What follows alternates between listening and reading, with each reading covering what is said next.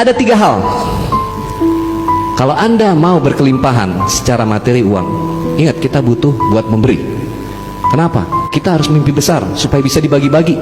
Kenapa kalau mimpinya kecil, buat diri sendiri aja kurang. Mau kan menjadi manfaat? 3 hal yang gak boleh Anda pelit, kita pelit gak boleh. Ini 3. Semakin kita pelit, semakin melarat, semakin sengsara. Yang pertama, ya, gak boleh dihemat uang yang buat kesehatan diri, apalagi pelit buat kesehatan diri.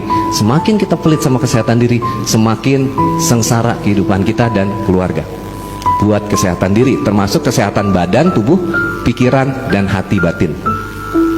Ya, belajar, terus belajar.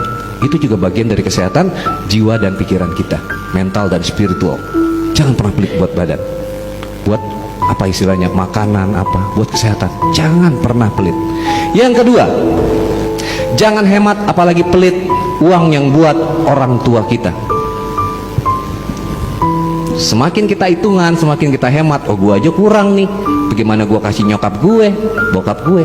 Semakin Anda pelit, semakin Anda hemat, akan semakin susah juga rezeki yang masuk uang.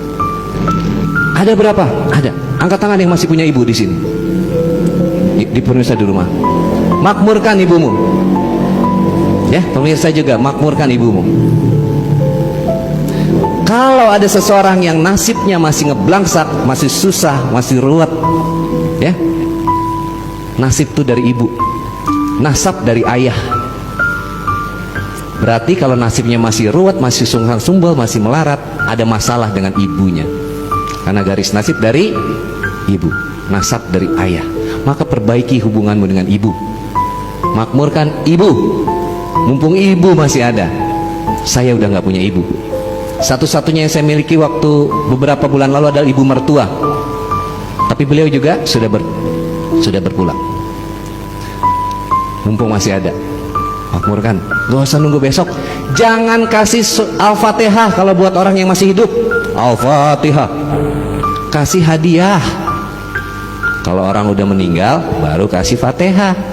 Tapi yang masih hidup mah kasih hadiah.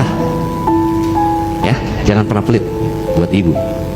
Dan yang ketiga, jangan kamu hemat apalagi pelit yang buat belajar, mengupgrade diri kita. Bagi punya anak, yang Anda punya anak, sekolahkan, ya. Jangan hitung-hitung biaya. Insya Allah dapat. Bismillah, dapat. Dan buat diri kita yang udah nggak sekolah, tetap harus belajar. Ini yang namanya belajar. Ada seminar, ada workshop, ada juga training. Dan ketika belajar, itu investasi sebenarnya. Kita bukannya bayar, tapi investasi. Bang Wendy, kenapa ilmu harus bayar? Saya ilmu nggak pernah saya jual belikan ilmu saya. Saya belasan tahun, puluhan tahun ilmu saya ilmu barat dulu, baru balik ke ilmu timur kita di leluhur sini. Saya pelajari hipnosis, hipnoterapi, ya, neuroscience, mind power, kekuatan pikiran. Setelah saya rasa cukup, saya kembali ke timur. Bukan cukup belajarnya, lumayan, ya kan? Ya, saya kembali ke ilmu timur, berguru kemana-mana, sehingga saya ketemu dengan ayah guru. Alhamdulillah. Jadi teman-teman, ilmu itu nggak akan yang kita bahasanya bukan kita beli, tapi kita investasi. Itu nggak akan pernah hilang. Maka bayaran saya bisa mahal, ya karena saya punya ilmunya. Tapi ilmu saya nggak pernah jual belikan. Kalau dibilang ilmu Bang Wendy mahal, enggak. Ya memang mahal, karena Anda mahal, Anda berharga. Setuju? Tapi bukan ilmu yang saya perjualbelikan. Ilmu itu adalah punya Allah, titipan Allah. Ilmu ini bekal saya di keabadian. Yang saya tidak boleh kasih murah. Anda juga begitu. Kalau punya ilmu sesuatu, adalah ada 2 hal, ekspertis dan waktu. Ekspertis itu keahlian Anda.